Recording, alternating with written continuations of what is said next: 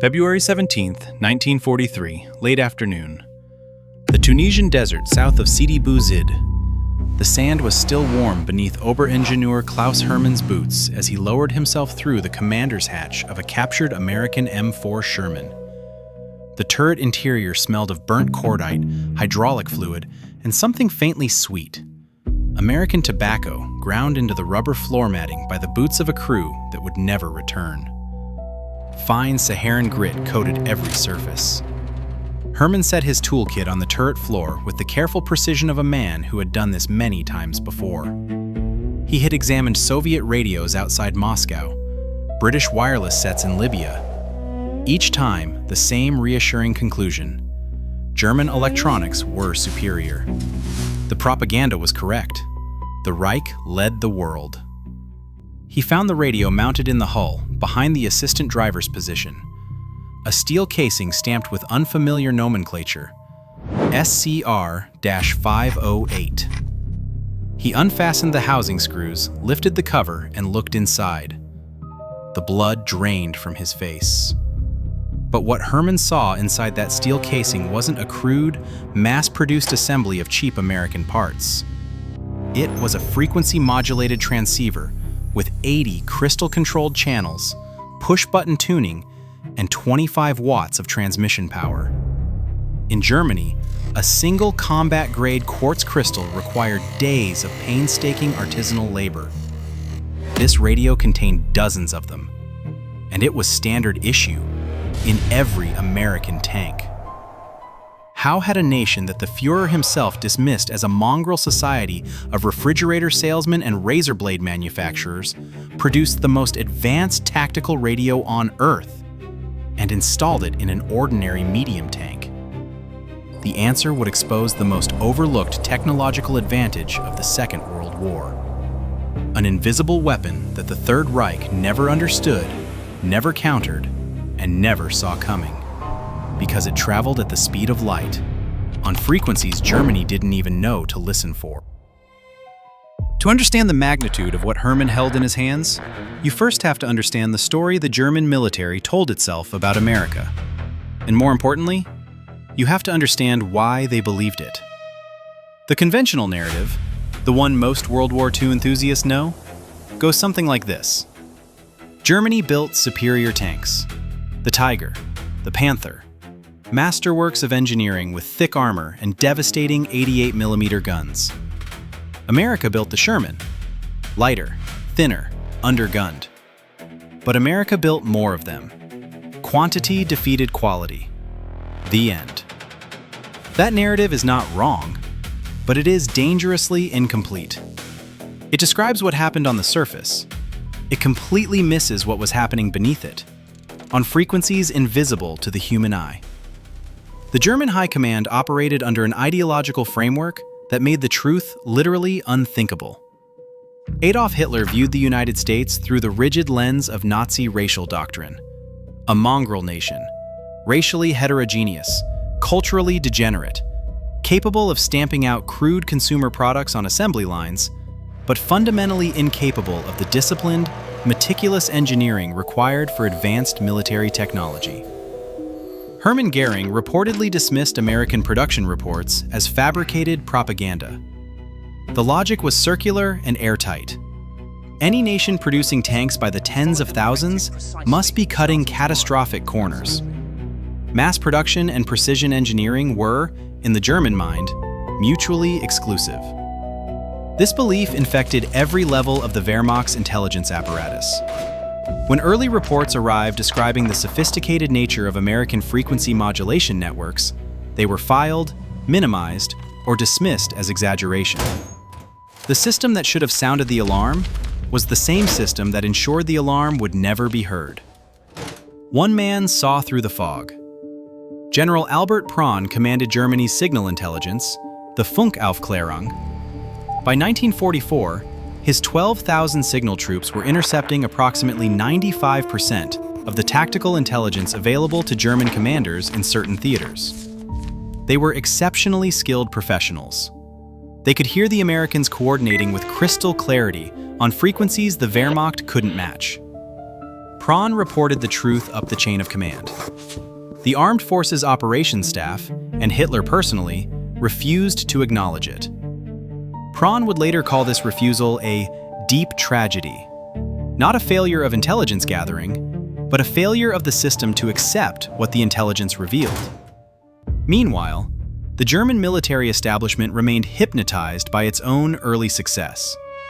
Heinz Guderian and the architects of Blitzkrieg had brilliantly pioneered radio coordination during the invasions of Poland and France. But that early triumph bred a fatal complacency. As the war dragged on, German engineering obsession shifted entirely to individual platform superiority. The thickness of the armor, the velocity of the shell, the precision of the gun sight. They were building the perfect sword. They forgot that the hand holding it was death. If the Sherman was inferior to the Tiger in every measurable metric, armor, firepower, weight, then how did American armored units consistently outmaneuver, out-coordinate, and ultimately destroy German panzer formations across Europe? The answer wasn't visible on any blueprint. It traveled through the air. The physics of the American advantage can be understood without a degree in electrical engineering. You only need to understand one thing: what it sounds like inside a tank. A World War II tank is a steel box filled with noise. The engine roars. The tracks grind against the earth, generating massive electromagnetic interference. The electrical systems discharge constantly. Spark plugs fire. Metal scrapes against metal. Every one of these sources produces invisible electromagnetic noise, radio static, that bleeds into any receiver trying to pick up a signal.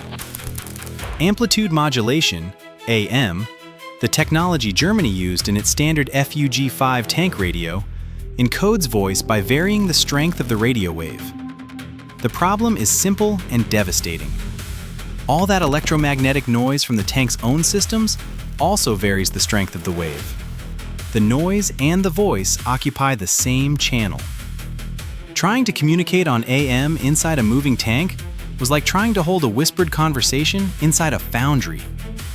The German radio operator, crouched in the hull, had to manually tune a continuous dial to find the signal through a wall of static, while the tank lurched over broken ground, while shells detonated nearby, while the commander screamed orders from the turret above.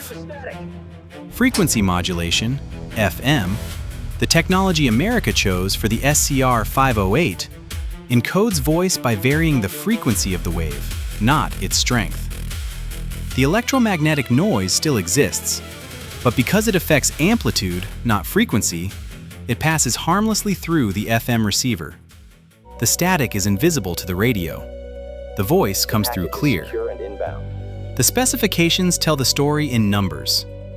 The American SCR-508, 25 watts of FM transmission power, 80 crystal-controlled channels, push-button frequency selection, no manual tuning, reliable, static-free voice communication across 11 kilometers of battlefield terrain. The German FUG-5, 10 watts of AM power, manual tuning requiring constant adjustment, effective voice range of 2 to 3 kilometers on a good day, often less under combat conditions. And a critical, rarely mentioned detail. Many subordinate German tanks carried only receivers. They could listen, but not speak. When the primary command tank's radio failed, the platoon fell back on visual flag signals, a system that collapsed the instant smoke, dust, or darkness obscured the line of sight. But the SCR-508's true superiority wasn't wattage or range. It was the quartz crystals. To lock a radio onto a precise frequency without manual tuning required perfectly cut, microscopically calibrated quartz oscillators. Before the war, no mass production capability for these components existed anywhere on Earth. When the U.S. Army Signal Corps committed to deploying FM radios universally across its armored forces, they created an industrial problem that had no precedent and no obvious solution. They needed millions of crystals. Nobody knew how to make them at scale. Inside the captured Sherman in Tunisia, Herman turned the SCR-508 over in his hands. The crystals were uniform, machine precise. Dozens of them, seated in their sockets with production line consistency. How many of these radios exist? The question formed before he could stop it. If every American tank has one, and every radio has this many crystals, the mathematics spiraled outward toward a conclusion he wasn't prepared to reach. What Herman couldn't know, what no German engineer could have imagined, was the scale of what was already happening 5,000 miles to the west. The United States solved the crystal crisis the way it solved most crises during the Second World War, with logistics so ambitious they bordered on the absurd. The raw material, natural untwinned quartz of sufficient purity for electronic oscillators, existed in only one place in sufficient quantity: the deep interior of Brazil. It was mined under primitive conditions, hauled out of remote jungle sites, and transported to coastal ports. From there, the War Production Board made a decision that reveals the true scale of American strategic commitment. The quartz was flown across the Atlantic Ocean in DC-3 cargo planes. Not shipped, flown. Deliberately routed to bypass the German U-boat wolf packs that were sinking Allied merchant shipping by the hundreds of thousands of tons. The United States was burning irreplaceable aviation fuel to fly rocks across a submarine-infested ocean. Because those rocks, once cut into crystals, were more strategically valuable than the fuel that carried them. Once the raw quartz reached American soil, the War Production Board orchestrated a mobilization that remains one of the most remarkable, and least remembered, industrial achievements of the 20th century. Over 130 separate companies were recruited, retooled, and coordinated for crystal production. Western Electric, Galvin Manufacturing, the company that would become Motorola, dozens of smaller firms, former lampshade manufacturers, amateur radio hobbyists with basement workshops. Under the direction of engineers like Elmer Wavering at Galvin, the industry developed standardized testing equipment, the CES-1 black box, that allowed non-specialists to verify crystal accuracy to exacting tolerances. The artisanal craft of crystal cutting was transformed, in months, into a continental-scale assembly line. And at the center of that assembly line were people the war would forget.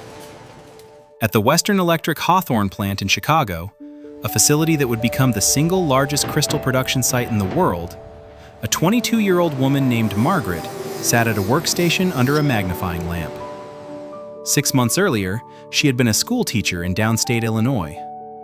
Now she sliced Brazilian quartz into oscillator blanks with zero-tolerance precision, 8 hours a day, 6 days a week. Her hands were steadier than the watchmakers the Army had originally recruited. She didn't know what an FM transceiver did. She didn't know which tank her crystal would be installed in, or which crew it would keep alive, or which artillery barrage it would summon across the hedgerows of a country she had never visited. She knew only that the crystal had to be right. That if the cut was off by a fraction of a millimeter, a frequency would drift, a voice would dissolve into static, and someone, somewhere, would not receive the fire support that could save their life. She was one of thousands. Not one of them would ever appear in a documentary about the war. Now, the numbers. Germany, with its centuries-old tradition of precision craftsmanship, its guilds of master engineers, its cultural reverence for meticulous handwork, produced fewer than 1 million functional quartz crystal units during the entire Second World War. Each one was a small masterpiece, painstakingly ground by skilled artisans in workshops that operated more like jewelers' ateliers than factories. Quality was extraordinary. Volume was catastrophic. Meanwhile, across the Atlantic, the numbers told a different story. Between 1941 and 1945, the United States produced an estimated 30 million precision quartz crystal units. The Hawthorne plant alone accounted for over 10 million. A single American factory, staffed largely by women who had never seen a radio transmitter before the war, outproduced the entire Third Reich by a factor of 10. The ratio? 30-1. For every crystal Germany's master craftsmen painstakingly handcrafted, the Americans mass-produced 30. For every German tank that could communicate clearly, 30 American tanks could talk, coordinate, concentrate fire, call in artillery, redirect reinforcements, and warn each other of ambushes, all on crystal-clear, static-free FM frequencies. The German approach built individual masterpieces. The American approach built an army that could think. But here is where the story subverts itself. Having the world's most advanced radios did not save the Americans at Kasserine Pass. Not even close. In mid-February 1943, the same week Sherman was examining the SCR-508 in the Tunisian sand, the United States Second Corps, fresh from America and largely untested in combat, was deployed across the flat desert approaches south of the dorsal mountain range. The deployment was a textbook study in what happens when technology outpaces doctrine. American units were positioned too far apart to provide mutual supporting fire. Command coordination was poor. Intelligence was worse. The battle-hardened veterans of Rommel's 10th and 21st Panzer Divisions hit the dispersed American positions like a hammer striking glass. At Sidi Bouzid, German panzers surrounded, isolated, and systematically destroyed American combat commands in detail. The retreat became a rout. At Kasserine Pass, the humiliation deepened. The United States suffered over 6,000 casualties. It was the worst American ground defeat since the Civil War Battle of Chancellorsville. The radios were there. Every Sherman had its SCR-508. Every crew could push a button and talk. But talking is useless if you don't know what to say. If your units are positioned beyond mutual support. If your commanders don't trust the information coming through the headset. If your doctrine hasn't yet learned that the radio is not an accessory to the tank, but the reason the tank exists. And Kasserine did something far more dangerous than kill American soldiers. It confirmed every assumption the German High Command held about the United States. The Americans were crude. Their tactics were amateurish. The propaganda was correct. In the flush of victory, German commanders filed their after-action reports with a confidence that would prove more lethal than any weapon the Allies possessed, because it ensured that Germany would never, ever investigate the terrifying implications of what Oberingenieur Hermann had found inside that captured Sherman. But the American military possessed a capability that no technical specification could measure and no intelligence report could predict. It could learn.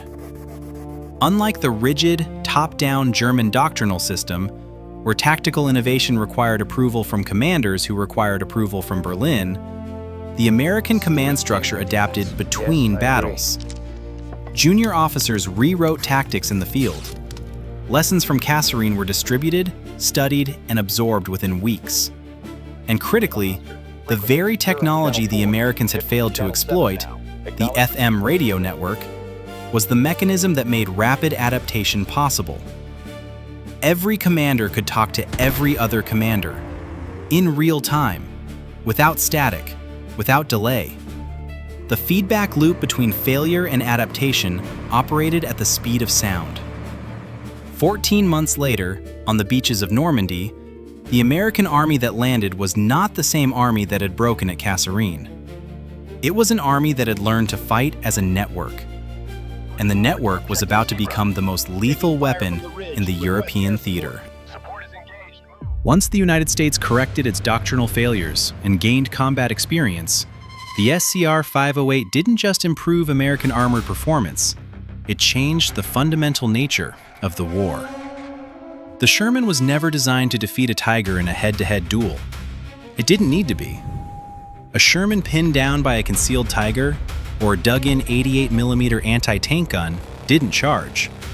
Its commander, exposed, terrified, watching tracer rounds skip off the hull, pushed a preset button on the SCR-508, Channel 3, clear FM signal, no static, no tuning delay.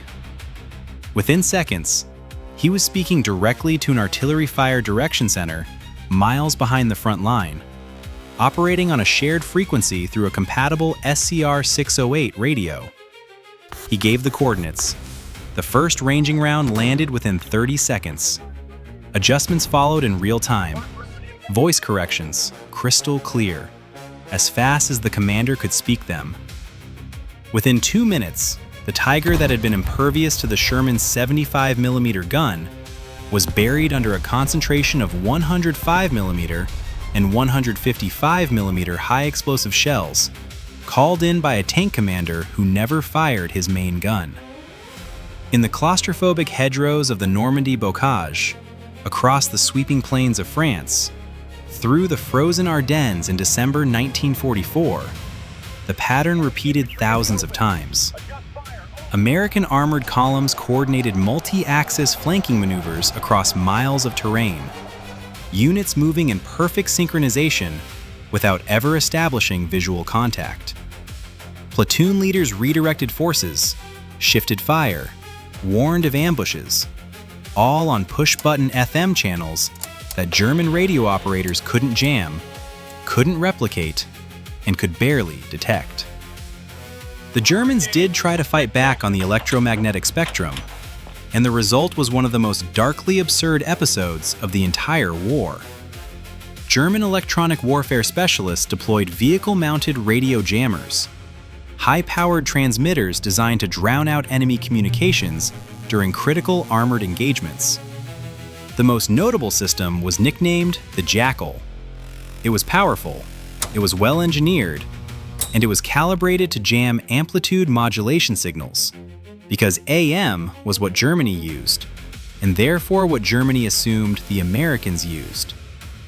The Jackal operators activated their systems during pivotal engagements, flooding the airwaves with electromagnetic noise.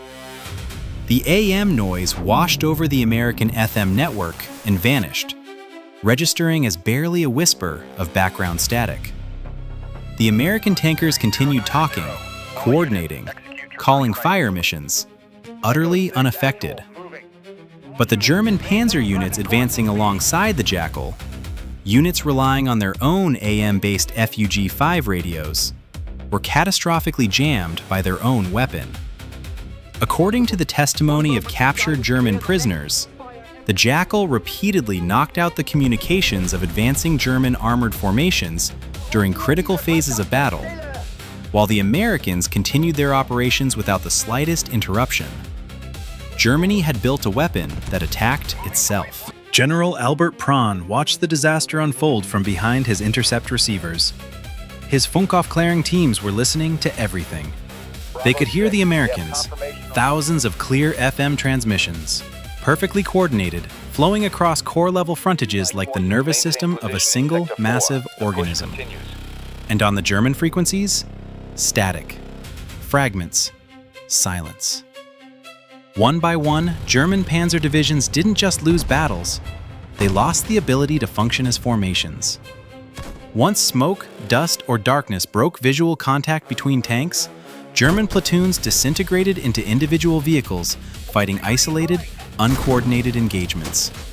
Private wars inside steel boxes. Prawn reported the truth. He documented the American communicative superiority with the clinical precision of a man who understood what it meant.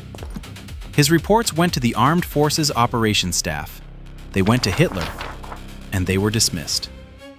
The ideological framework that had dismissed American capability in 1941 still controlled German strategic thinking in 1945.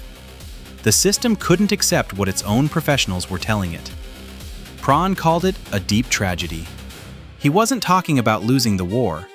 He was talking about knowing you would lose it and watching the people who could have changed the outcome refuse to listen. And behind all of it, behind the 30 million crystals, behind the 11-kilometer range, behind the 80 channels and the push-button tuning and the invisible web of FM frequencies, were the people the war would never remember.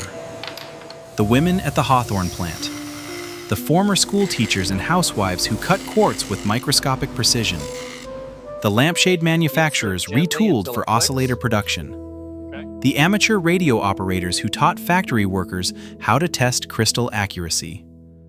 They performed the most precise work in the American arsenal, and the American arsenal would never learn their names. The 30 millionth crystal carried no signature. The Sherman crew that survived because their radio worked never knew whose steady hands had made it possible. The most powerful weapon in any war is not the one that kills. It is the one that connects. Late 1944. A German signals intelligence facility somewhere in the Western Reich. The room is cold. Fluorescent lights hum. Banks of radio receivers line the walls, their dials glowing amber in the dim light. The air smells of electrical insulation, weak coffee, and cigarette smoke ground into concrete. A German signal officer, a man who had been doing this work since Tunisia, since the desert, since the day he first opened the casing of an SCR-508 and felt his certainties begin to crack, sat before the day's intercept logs. The stack was thick. It was always thick now. On the American frequencies, a torrent of crystal-clear FM transmissions. Tank platoons coordinating movement. Company commanders adjusting fire. Battalion operations centers directing reinforcements to exact grid coordinates. Artillery fire direction centers acknowledging requests and confirming rounds on the way. All of it instantaneous. All of it calm. All of it in voices so clear they might have been speaking from the next room rather than from across miles of shattered European landscape. The electromagnetic spectrum on the American side was alive. A vast, humming, perfectly synchronized nervous system connecting every vehicle, every gun, every aircraft into a single thinking organism. On the German frequencies, static. Fragments of sentences swallowed by interference. Long stretches of silence where entire panzer companies had simply ceased transmitting. Not because they were destroyed, but because they could no longer hear each other. The FUG-5 radios, with their 10 watts of AM power and their manually tuned dials, had become functionally useless in the electromagnetic chaos of a modern battlefield. German tank commanders were fighting blind, deaf, and alone, inside machines that were individually magnificent and collectively helpless. The officer set down the intercept log. He removed his glasses and pressed his fingers against his eyes. The numbers in the reports were unambiguous. They had been unambiguous for months. Every American vehicle communicated. Every frequency was locked by quartz crystals the Reich couldn't produce. Every voice was clear. Every response was instant. We called them crude. We said they built refrigerators and razor blades. We said mass production was incompatible with precision. We were wrong. We were wrong about everything. He closed the log. The binding made a small, final sound in the quiet room. Outside, the walls shuddered. American artillery, called in by an FM radio, directed by a quartz crystal cut by a woman whose name no one would ever know, landing with the precision of a scalpel, guided by a voice 7 miles away. He sat in the silence for a long time. The war had not been decided by armor thickness. It had not been decided by muzzle velocity, or gun caliber, or the craftsmanship of a hand-fitted transmission. It had been decided in a dimension that no blueprint depicted and no factory tour revealed. It had been decided by the clarity of a human voice traveling through frequencies that the Third Reich never learned to hear. In the summer of 1945, the surviving architects of the German war machine were gathered at a requisitioned luxury hotel in Bad Mondorf, Luxembourg, a facility the Americans called Camp Ashcan. There, under intense and systematic interrogation, the myths of German operational superiority were dismantled. Not by the interrogators, by the Germans themselves. Generaloberst Heinz Guderian sat in those rooms, the father of Blitzkrieg, the man who, in 1939, had pioneered the use of radio to coordinate armored thrusts across Poland with a speed that stunned the world. He had spent the intervening years watching his own revolution be eclipsed. The Germans had perfected the tank as a kinetic weapon, a steel spearhead designed to break lines through shock and firepower. The Americans had evolved the tank into something Guderian had never imagined, an information weapon. A mobile node in a network so vast, so responsive, and so clear that individual platform superiority became irrelevant. A Tiger could destroy a Sherman, but the Sherman had already told 10 other Shermans and a battery of 155mm howitzers exactly where the Tiger was. General Albert Prawn was commissioned by the United States military to write a comprehensive retrospective study of German radio intelligence operations. The document designated MSP-038. In it, and in the supplementary interrogations recorded as ETHINT-34, Prawn stripped away the last layers of wartime propaganda. He acknowledged what his intercept teams had known for years, that the American reliance on constant, crystal clear, seemingly casual radio communication, which some German officers had arrogantly dismissed as careless chatter, born of a feeling of absolute superiority, was not carelessness at all. It was the pulsing lifeblood of the most lethal military machine in human history. It was the reason the Americans could execute combined arms operations with a speed and fluidity that the structurally rigid Wehrmacht could no longer match.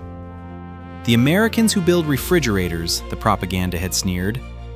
Those Americans had mined quartz from the jungles of Brazil and flown it across a submarine-infested ocean in cargo planes. They had mobilized 130 companies, including former lampshade manufacturers. They had taught school teachers and housewives to cut oscillator crystals with a precision that matched Germany's finest craftsmen, and to do it 30 times faster. They had produced 30 million crystals to Germany's 1 million.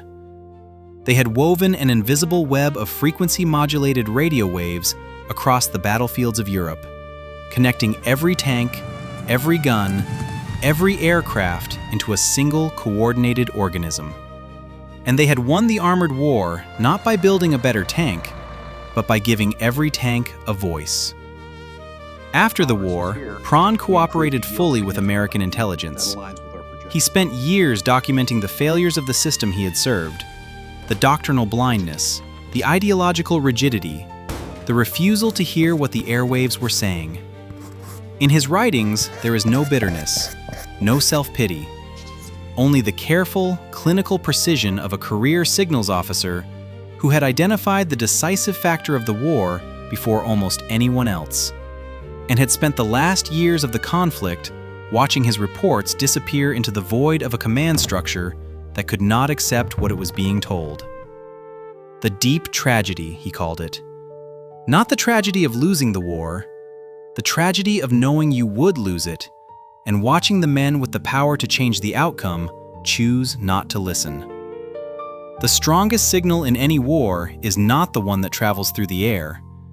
It is the one that reaches the right ears in time. If you've ever wondered what really won the war in Europe, the weapons you can see or the ones you can't, subscribe for more stories the history books left out.